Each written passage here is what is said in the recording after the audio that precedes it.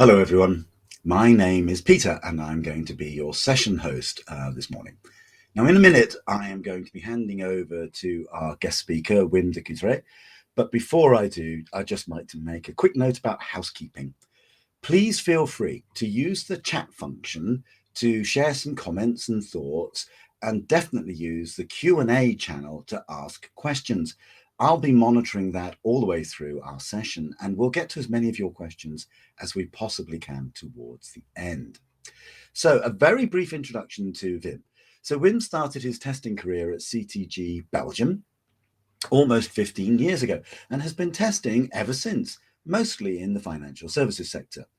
A couple of years ago, he became a full-time trainer, coaching and teaching about the wonderful world of testing and requirements engineering, and has a great interest in the international qualification boards, the ISTQB, IREB, and so on, but also in test design techniques, soft skills training, and so on.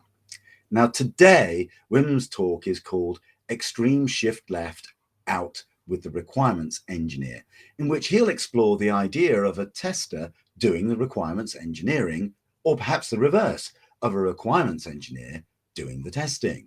And so without further delay, Wim, over to you. Well, thank you, Peter. And let me first share my screen so everybody can join me in my story. So, as Peter explained, my name is Wim. I come from CDG in Belgium, so greetings from Belgium, all of you. And as Peter explained already in his introduction, I'm a trainer.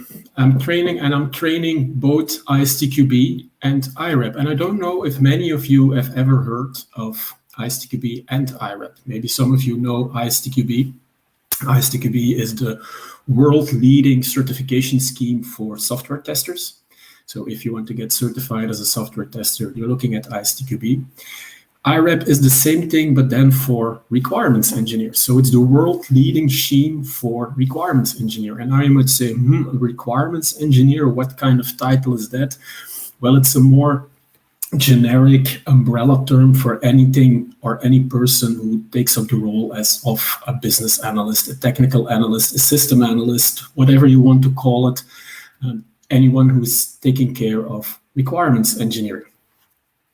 And well, for what I've noticed is that both IREP and ISTQB, they have some similarities. And this is where I want to have my story about, to tell you a little bit more about what did I discover.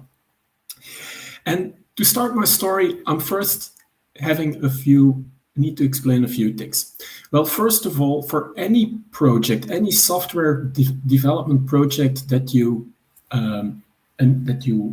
take up on, there are some activities that are generic, that are general for any project that you do. So be it that you're doing or working in a waterfall approach, a V-model approach, or any of the new agile flavors, you need requirements. Somebody has to tell you what they actually want to be built, because otherwise you're just building random things, and maybe that sounds like a good idea to you, but still you need some requirements, even if it's just a post-it or a note that's saying, I want this, but at a certain moment in time in your project, there need to be requirements. Those requirements will then be developed. And it's also a good idea that once you have developed, that you also test. And you're not only going to test the thing that you have developed, you're also going to test the requirements. This is something that any testing course will explain. Now, what I would like to elaborate further on are the requirements and the testing activities. Now, according to ISTQB, remember the world-leading certification scheme, there are 7 tasks in any test process. The first one is your test planning. You're going to decide, what am I going to test, who is going to test, where am I going to test, when, etc. So everything has to be planned, be it in a formal document or more high level that you just put it on your Scrum wall, but you need to do at least some planning. The next step then will be the analysis. During the analysis, you will take in your test basis, your requirements. Hey, there's a first link.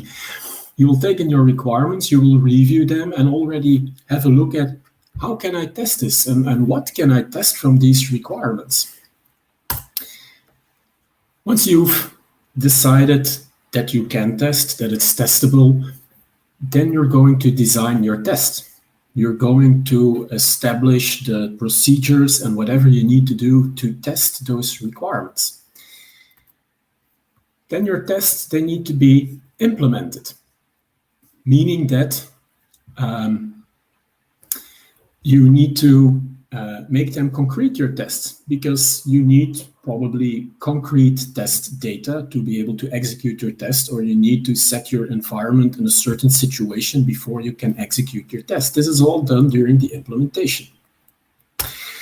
Then you're going to execute your test. You're going to compare the actual result with the expected result, and the expected result is derived from the requirements.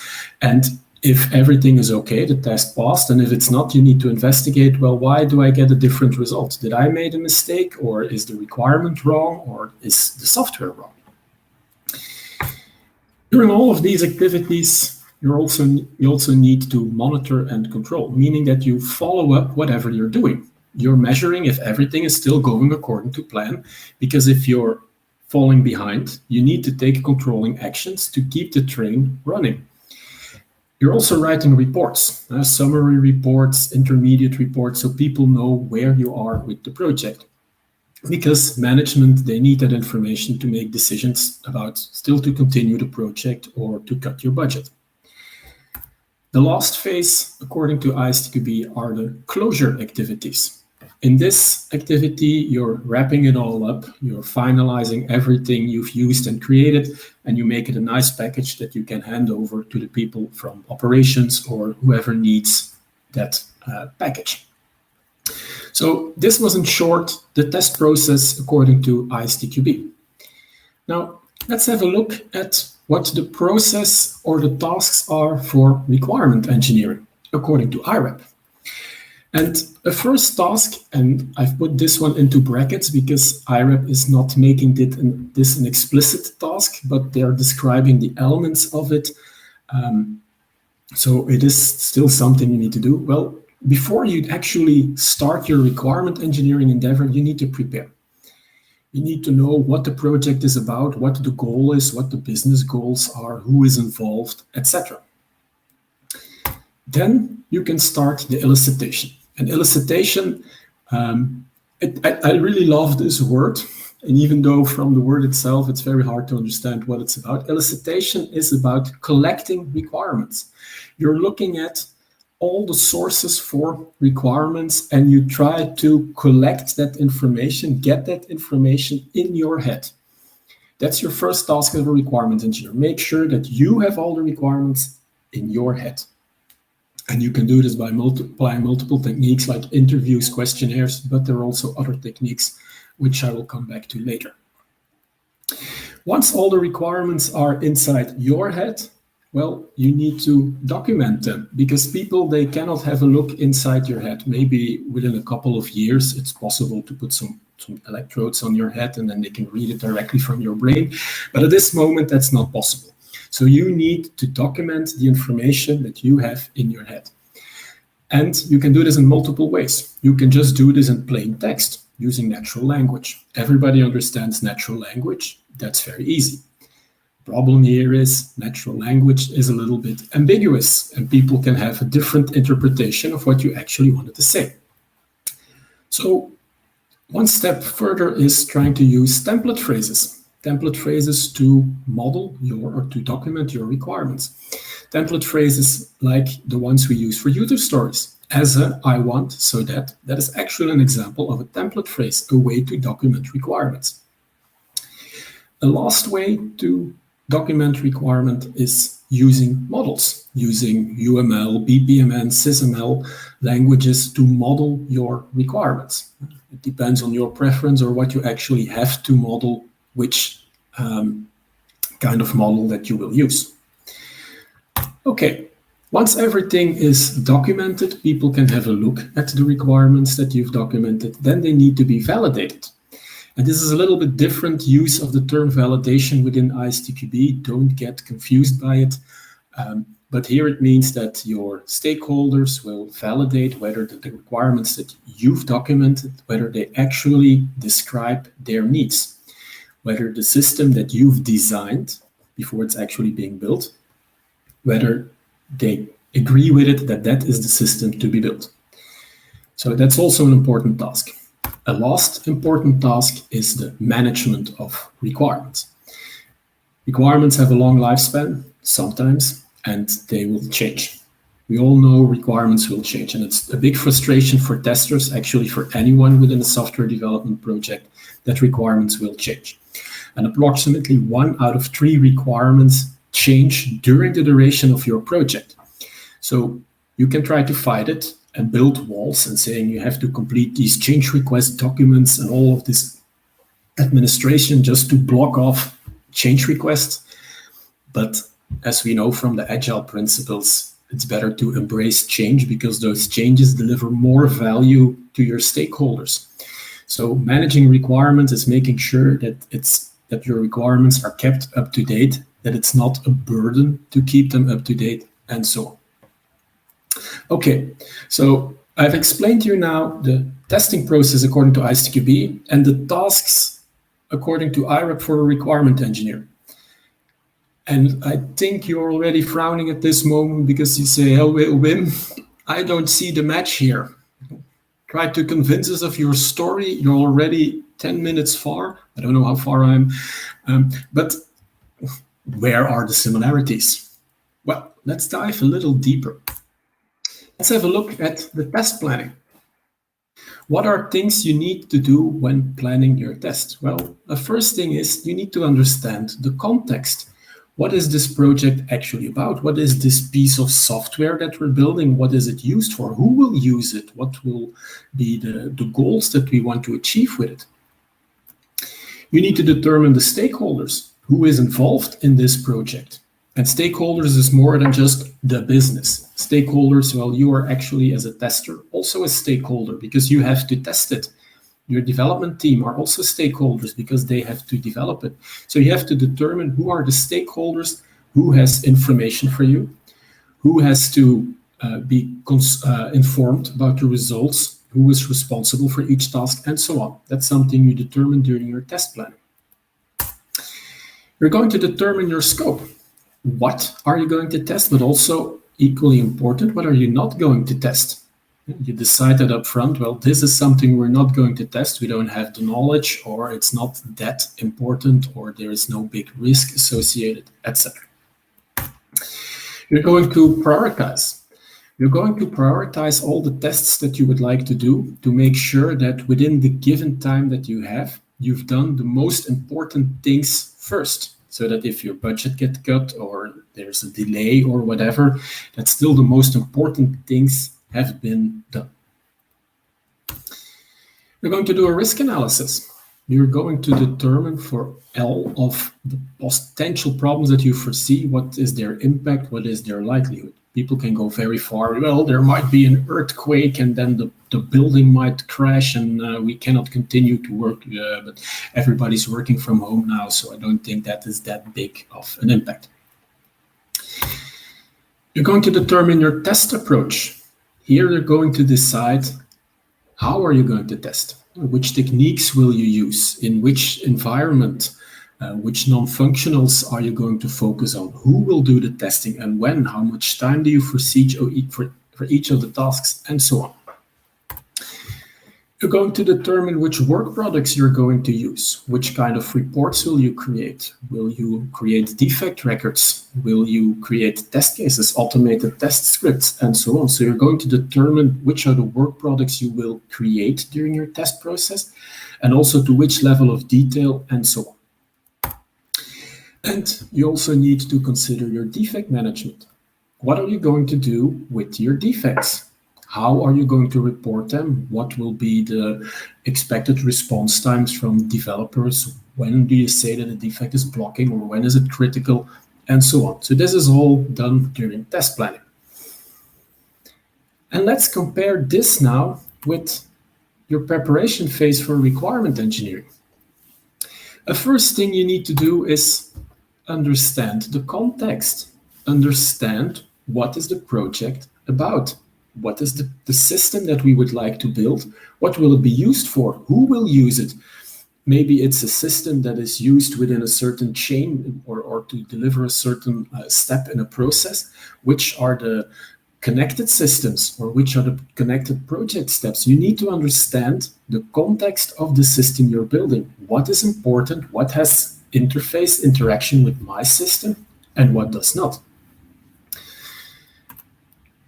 You need to determine stakeholders. Hey, I see similarities now. You need to understand who is or who has requirements for your system. And again, this is more than just the users. There are a lot more stakeholders involved in a project, but I'll come back to that later. You need to determine the left side, but let's see. So you need to determine the scope. What is for you to build? What is for your project to build? And what not? So you need to determine what do we have to develop and what can we reuse. The interface between my system and the other system, will we reuse the interface from the other system or do we have to build that interface ourselves? So this is what you need to determine, the scope.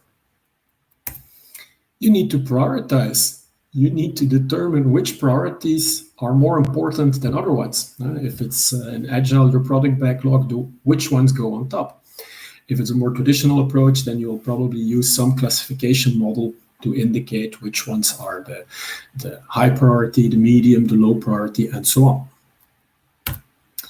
You're going to do a risk analysis. Well, Wim, I really get the feeling that you're going to copy paste what's on the left. Why not show it all at once? Give me a second.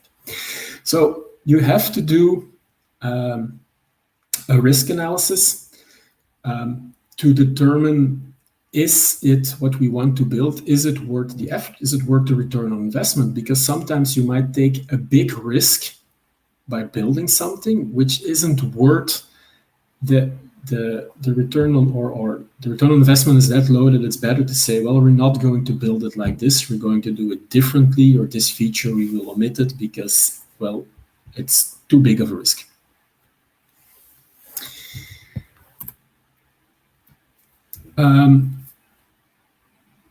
The requirement engineering approach is the next thing, and this is a difference because you need to determine what is my test approach and what is my requirement engineering approach, which elicitation techniques will I use, how am I going to document things, and so on. You need to determine your work products. Which kind of reports will you create? How are you going to document your requirements? Are you going to use certain models, or are you just going to use template phrases, and so on. And you also need to have a look at defect management. So you see there are a lot of similarities between your test planning and your requirement engineering preparation steps. Your defect management here is important because you need to determine what am I going to do with those defects that are actually hidden change requests. How am I going to manage those? Am I going to accept them? I would have to go through an entire change request process, and so on. So there are some similarities, but there are also other similarities apart from the planning and preparation phases. Like, for instance, reviewing. Every testing course will tell you that we have to do reviews. Reviewing of requirements is important. We can already detect a huge number of defects just by doing reviews. Actually, over 50% of defects are already introduced into your project during the requirements phase. So before the first letter of code is being written, already 50% of defects have already been created. That's a lot. So by doing reviews, we can detect a lot of defects. Reviews are done by testers to look for defects, but reviews are also done within the requirement engineering process to look for defects, but also to validate the requirements. The use of models. We all know a number of test design techniques which are using models. One of the easiest examples. Yes? This is Peter. A few people are saying they're having some problems viewing your slides. Would you mind just stopping and then restarting the slides again, just to see if we can clear that? Yeah, okay. let me try. Can I reshare my screen?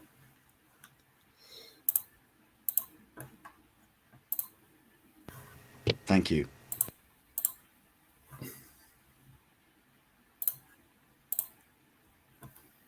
I hope this is better.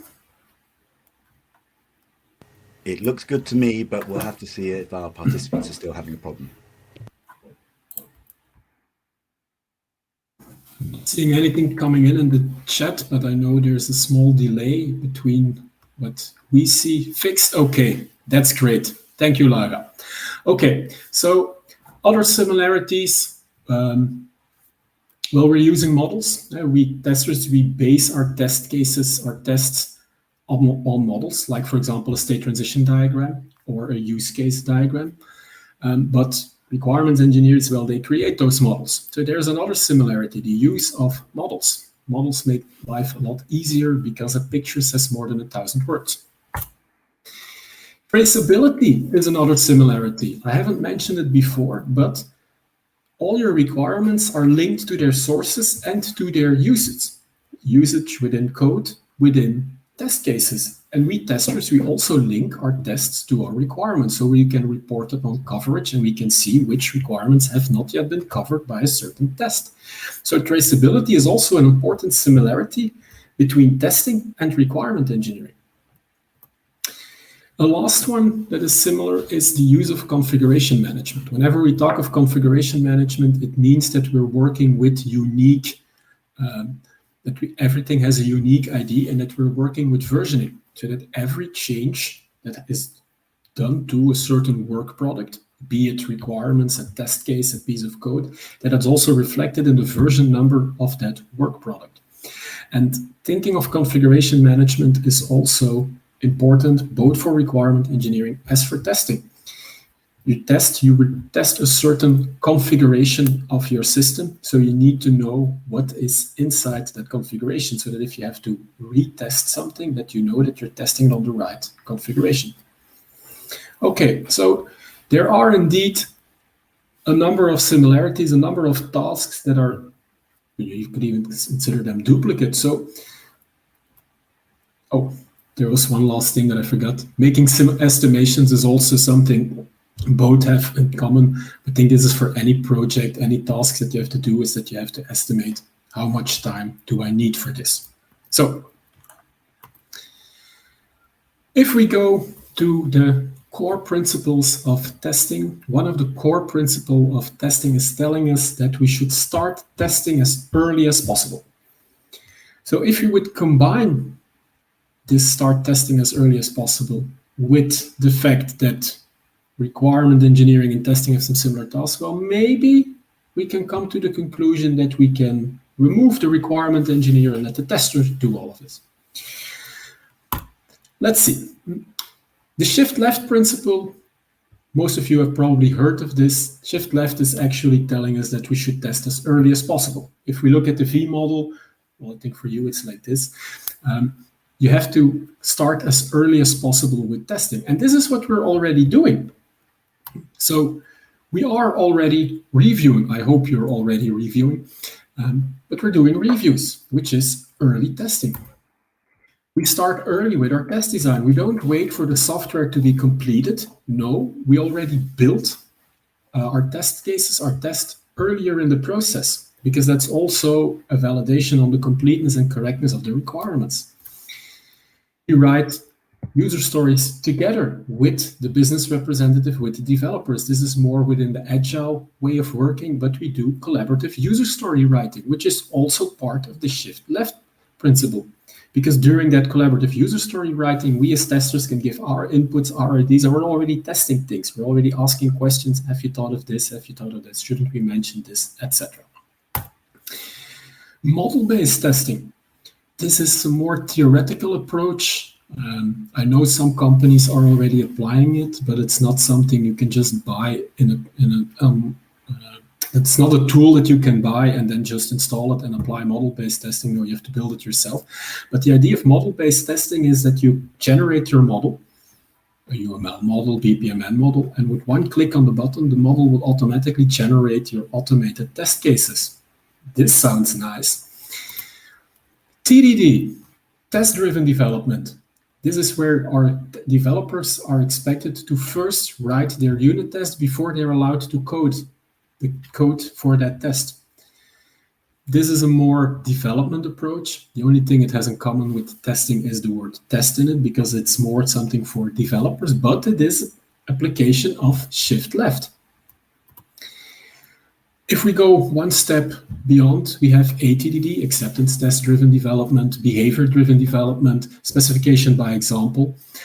Don't ask me to explain the differences, because there's a lot of discussion about this. If you Google it, you get 17 different explanations of what is what. Important thing to know is that you write your test cases on a higher level, and that is more a shell around TDD.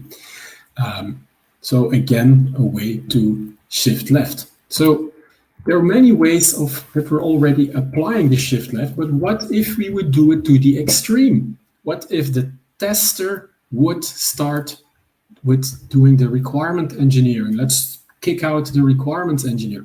Well, there are a lot of advantages in doing so. We have less duplicate work. I already had a list. It was not complete. It was not an exhaustive list, but we already have a list of tasks that are mostly done in duplicate.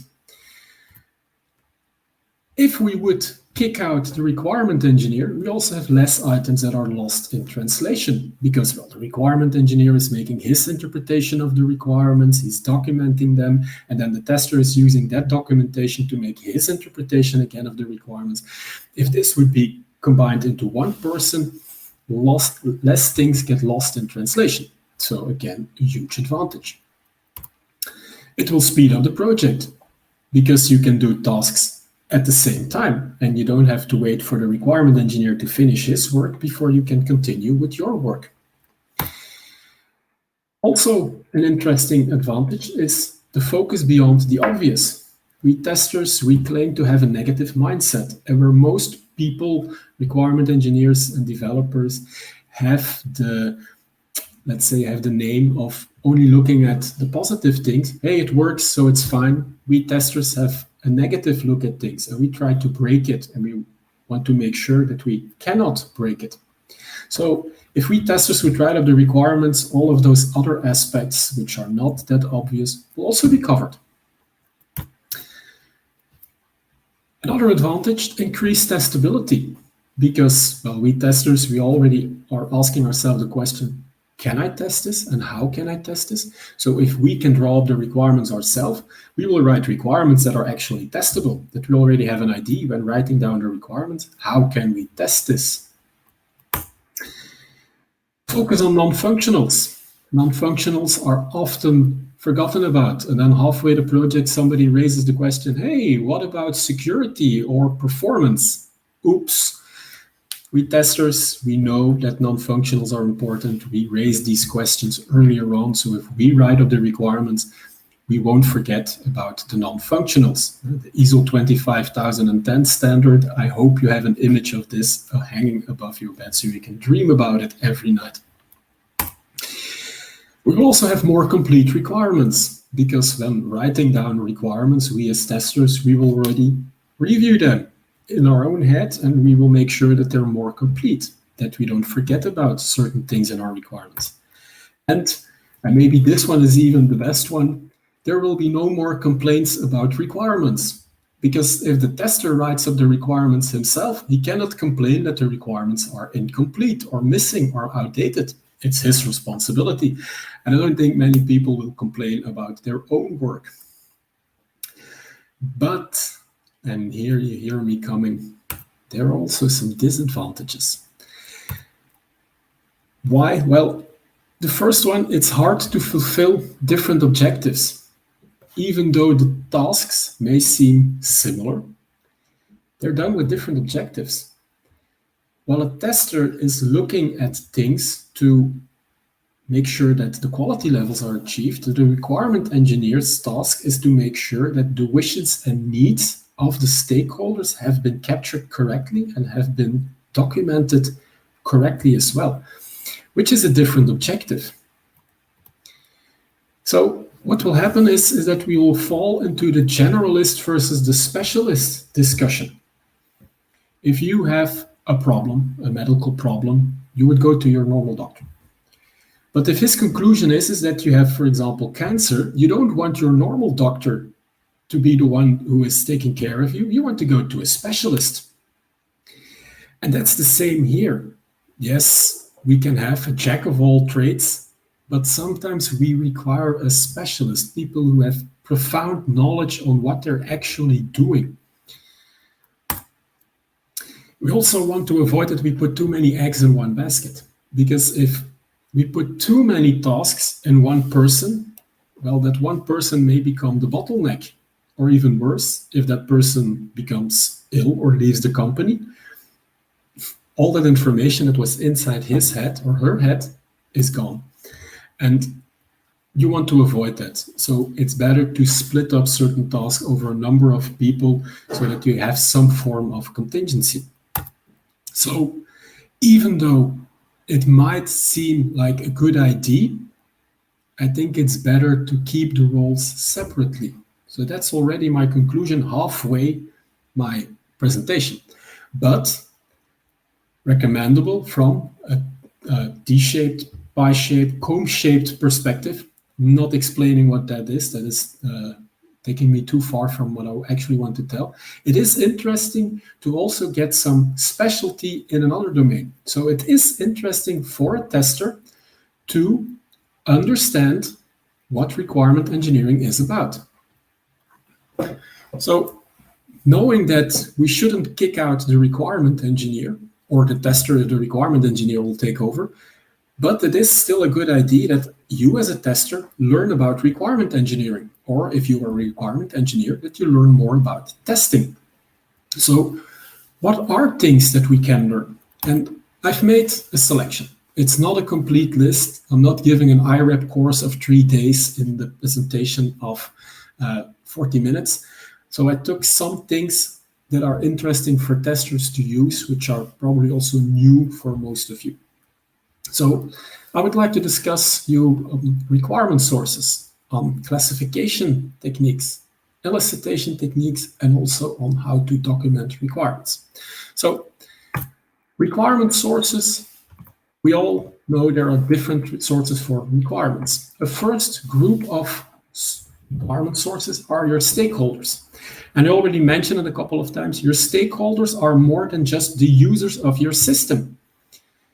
The users of your system, they have requirements for your system, but there are more people, more stakeholders that also have requirements for your system. For example, the project team, the people that have to deliver the system, the product. Your developers, your testers, they also have requirements for it. Developers, they would like to have an easy development process. So they might have requirements not asking you for big technical things if you can also achieve the same thing in a different way. Your management is a stakeholder because they want to make sure that you stick within the budget and that you deliver in time, and they also have other requirements for your project.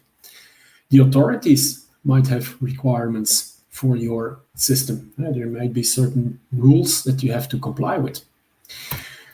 A second type of requirement sources is documentation. Well, this is what most testers know about, that documentation is a source for requirements. But within the requirements that we normally use, so the requirements that are written specifically for the project, there are also other types of documentation that can be used. Like, for example, old documentation, old test cases that you already created. We can reuse them. We can find requirements in there. The training material that is explaining how the software should be used, can be used as documentation, as a source for your requirements. Marketing material, whatever people from marketing promise the system should have, well, those are requirements. Legislation. If you have to comply with legislation, think, for example, the GDPR legislation, you have to comply with it. So that's also a source for your requirements. And the last one, and this is also an interesting one, feedback from your users. If you're developing mobile applications, it's always interesting to have a look in the App Store and see what scores and what ratings people give your application and what they put in the explanation why they give these scores. Have a look at the people, have a talk with people from support and ask them well, what are the typical issues that people encounter with this piece of software? Because those might be interesting ideas for requirements, but also for you, for test cases. Because if people stumble upon certain problems, maybe you should test for them as well. A last source for requirements are systems. We shouldn't only focus on our current system, but we should also have a look at the preceding version of the system, because maybe our new version should do the same thing. Remember regression testing? Well, all our regression testing can be drawn up by just having a look at the preceding version of the system. We can have a look at the competitor system. How are they doing it? How does it work there? Do we want to do the same thing, or do we believe that we can do it better? You can have a look at linked systems, systems that need our systems for certain inputs or outputs. So we need to make sure that those inputs are there. Integration testing, be it on a component level or on a system level. So there are lots of different sources for requirements, and there should also be a lot of different sources for you to derive your test cases from. Don't only focus on the specification document written specifically for your project, but have a look at all those other sources. Have a talk with certain stakeholders. Look for old documentation. Have a look at what the system or connected systems actually do, because there might be ideas for you to test. The second thing I would like to talk to you about is classification of requirements. And one way to classify requirements is using the Kano model. I don't know if you ever heard about the Kano model, but well, I'm actually saying Kano, but it's probably more something like Kano, because it comes from somebody, Kano is a Japanese professor, and he came up with a model to classify requirements, and he's using two different axes for this. The first axis is the fulfillment of the requirement. How hard is this requirement fulfilled? Has it been delivered? Yes or no? The second axis is telling us about satisfaction. So with this fulfillment of the requirement or of the requirements, how satisfied is my user? And he distinguishes between three different categories of requirements. The first one are your basic factors, your must-be quality. And what you can see is that this line is actually below the satisfaction. So this means that if these requirements are fulfilled, your user is not specifically very satisfied. If they are not fulfilled, he's very dissatisfied. This is actually the basic functionality of your system. If you buy an alarm clock and it's not capable of waking you, then you're not very happy, because you bought the alarm clock for waking you. If you buy a car and it doesn't drive, you're not very happy. This is a basic factor. Nobody is having the explicit requirement, if you go to a car dealer, hey, can my car drive? No, nobody is doing this. So this is something, these are your basic factors. And these are also requirements that are often not stated. So this is something as testers you should keep in mind, that there exists something like basic factors, requirements that are not explicitly documented, but that are still there. The second type of requirements, these are your performance factors or your satisfiers. This is a very straight line. So the more of these requirements that you fulfill, the happier the user will be. These are the requirements that your user knows about, the conscious requirements. These are the requirements that he asked for or she asked for. So the more of these that you deliver, the happier your user will be. It's that easy. These are, if you compare it to test, these are the testing of the things that are documented in your requirements. So the more you've covered, the happier the user will be. A third type of requirements are your delighters. These are actually things that your user didn't ask for, but things that you included in your piece of software and that makes your users very happy. These are the reasons why people a couple of years ago would stand in lines to get the Apple devices, the newest iPhones or iPods or whatever they would deliver. We all remember, if you're a little older, those images on the news of people standing in line for days to get these products, just to get to know what is new, what is delighting. So these are things that are actually not asked for. These are something extra. And this is something we as testers also should keep an eye open for them, because these are new things and they may not be that good documented. So we have to test them very well, making sure that there are no hidden problems in these things. To complete the Kano model, there's also a factor of time. Over time, your delighters, the special requirements, the special additions, features of your system, they will become performance factors. People will start asking for it. If Apple brings a new feature in his smartphones, in his iPhones, you can be sure that people will also be requesting this from their other smartphone vendors. Hey, I want that feature as well. So over time, those delighters will become performance factors. And even worse, over time, those performance factors become basic factors. People just expect it to be there. Think, for example, of a built-in GPS in your car. 10 years ago, we were all still struggling with putting something on our front shield window in which we could place our handheld GPS device. Nowadays, all cars have a built-in GPS.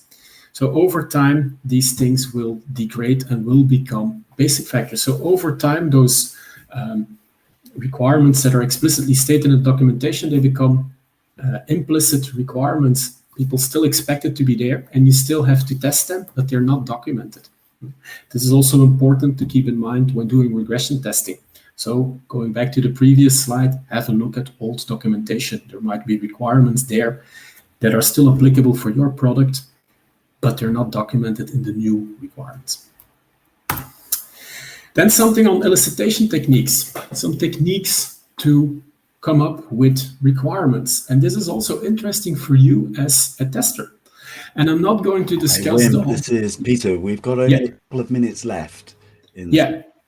I'm near the end, Peter. And we had a small delay, so I hope I can get that extra time for having to restart my presentation. So elicitation techniques, I don't want to do the obvious ones like interviews or questionnaires. I want to give you some elicitation techniques that are more interesting. For example, observations and apprenticing.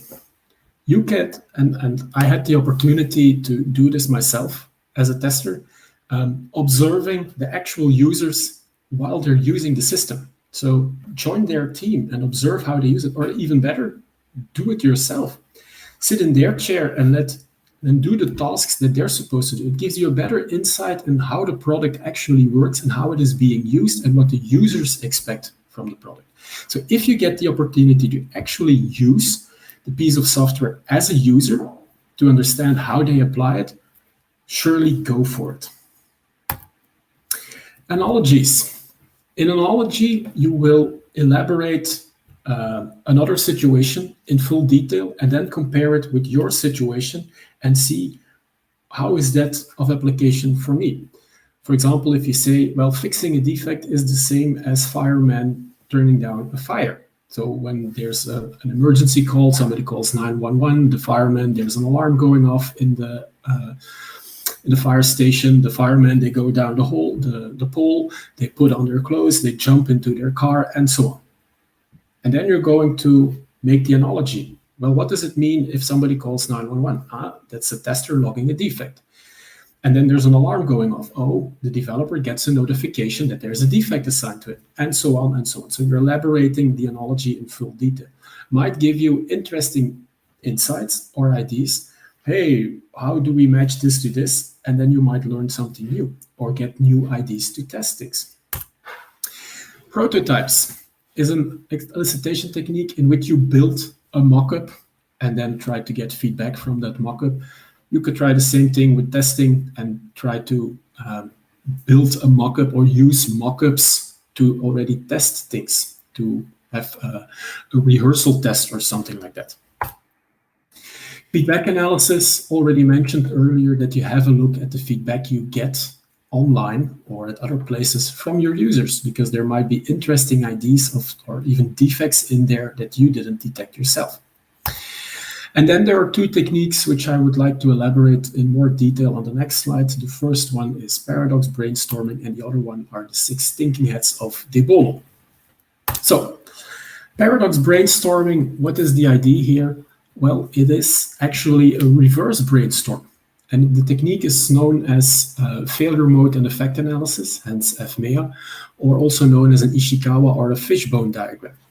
And what is the idea here? Well, for a normal brainstorm, you start from a problem and then you try to brainstorm solutions.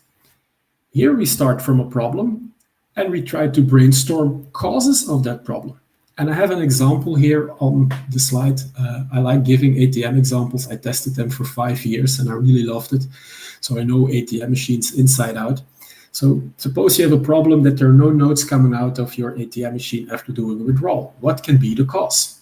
And as you can see, it can be machine related, account related. It can be related to the limits, to your card, to the bank, the technical issue, and so on. And then you can elaborate even further. Well, if it's machine related, what can then be the reason? That can be out of notes, out of service, out of power, the mechanism is broken, maybe there's a node stuck, and so on. So you're elaborating all possible causes for the different problems that you can come up with. And why is this interesting? Well, all of the things you see here in blue, well, these were actually things that I had to test for. So by doing a paradox brainstorm, you could see it as a test design technique to come up with ideas on what should I test. And the next elicitation technique, the 6 thinking heads of Debol. There are 6 different heads, and the goal of this technique is that you sit together with a group of people and that you each put on one of the different heads. And you can apply it different ways, that you have the 6 heads and that you pass them along, or that you each put on the same head for 5 or 10 minutes, have a look at a certain problem from that perspective, and then switch heads. You need somebody to moderate, making sure that you only look at the problem at hand from the perspective from your head, but it might give you interesting insights. And there are 6 different heads. And the easiest one for testers is the black hat, because that is the negative one. That is trying to be as negative as possible as you can be. Very easy for testers. Typical tester mindset. So testers have more difficulty with the other 5 heads. So the inverse of the black hat, the positive hat. Try to look positive, only come up with positive things, say good things about the product, tell what is working instead of saying what isn't working.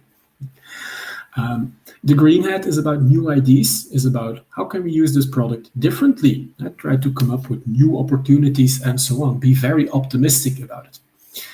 Red is about feeling and emotions. What is your first response? Your gut feeling. So this is more looking at this angle. What makes you angry? What makes you happy about the product? White is then, instead of the subjective, what is more red, white is then the inverse, which is more objective. You can only have a look at factual, at numbers. And then the blue, this is the bigger picture, the managerial aspect. Usually the blue hat is used to discuss the process, to start the process, and to round up the process, making sure that you didn't forget about things. If you ever get an opportunity to apply these techniques, a very fun thing to do. Also, an advantage is here, there's no hierarchy, because everybody has to put on the actual silly hats. So it doesn't matter if your manager is in the room, he can also participate. A last thing is that testers can learn from requirements engineer how to document requirements using phrase templates like the ESA I once said that, very familiar. Or if you're going for the more Gherkin BDD approach, given, when, then. But also the actual models coming from UML, SysML, BPMN. If you can model, if you know all the finesses, the nuances in these models, there's a lot of information to obtain here. And a picture says more than 1,000 words. Maybe you can even model your test cases that you don't have to waste too much time in writing everything down step by step. Okay, so testers can learn from requirement engineers, but requirement engineers can also learn from us testers. What can they learn? Well, negative testing. Not only looking at the positive side, but also at the other side, considering what can go wrong. We can consider or learn them about non-functionals, not to forget about those non-functionals, to also think of security, performance, portability, maintainability, because they can also become very important for your product. And the last thing that requirement engineers can learn from testers is test techniques or test design techniques. If requirement engineers understand how important techniques like decision tables are for us, well, maybe they can draw up the decision tables themselves while they're documenting their requirements. It makes it easier for us to derive the test cases, and it's also more complete for developers not to forget about certain combinations in the software. So to come to a conclusion for this presentation, what did we learn? Well, we learned that testers and requirement engineers have similar tasks, but that they have different objectives. So even though the task looks the same, they perform the task with a different objective. So merging them, sometimes it can be a good idea, but merging them for everything, then you're forgetting about certain objectives in your project. We also learned that better understanding each other's role and task, that it only has benefits. We can learn from each other. So if you're a tester, you're ISQB certified, I can only recommend you getting your IREP certification as well. And the inverse, same for requirement engineers, get to know more about software testing. And then the last one, stop complaining about missing, incomplete, or outdated requirements. Requirements are more than just those specification documents. There are other sources where you can look for requirements. You can also get up your chair yourself and look for the information you need and maybe model them or document that information to help the requirement engineer and to advance the project. This was my story. Thank you for attending, and if there are any questions that you might have, I'd love to see them popping up in the chat, and Peter will guide you or guide us through the questions that you might raise. Thank you very much, Wim. Unfortunately, we don't have a lot of time for questions, but there was one which I think is a cross between a question and an observation, in that the testing engineer, if they also create the requirements, isn't that like marking your own homework? That the same person perhaps can have some confirmation bias. So aren't two heads better than one? I'll ask that to you as a very brief question, if you wouldn't mind. Yeah, I totally agree with that. That's also what I was mentioning with that they have different objectives is indeed, and maybe I'm going to steal that quote. It's like marking your own homework. Exactly. It's better. Well, two people see more than one. You don't see the mistakes in your own work. So even if you're a tester and you're the best tester in the world and you see any kind of defects, you probably won't see the defects in your own work. So yes, it is not recommended to merge the roles, but you still can assist. Like I mentioned at the end, if requirements are missing and you obtain information from your stakeholders, nobody should stop you from modeling that information yourself and share it with the rest of the project. If you know something about requirements engineering, you should be able to do so. Lovely. Thank you very much, Wim. And unfortunately, at that point, we're going to have to draw it to a close because we need to get ready for the next session. But I do see there were a couple of extra questions there. Alexi, that's great. Yeah, where can we find out more? There was also a general question about, is the session being recorded? Yes, it is. It will be made available afterwards. And Wim, I don't know whether you're able to share your presentation, but if so, we will be able to send a PDF to the participants. But with that, I'm afraid that I need to go off to get ready for the next session. Wim, it was great. Thank you very much. I really enjoyed it. Huge amount of information there. Thank you very much and goodbye. Thank you. Bye-bye. Bye. Paulina, I saw your question. Maybe you can write me an email and I'll try to respond to your question. But unfortunately, I have to end the session right now.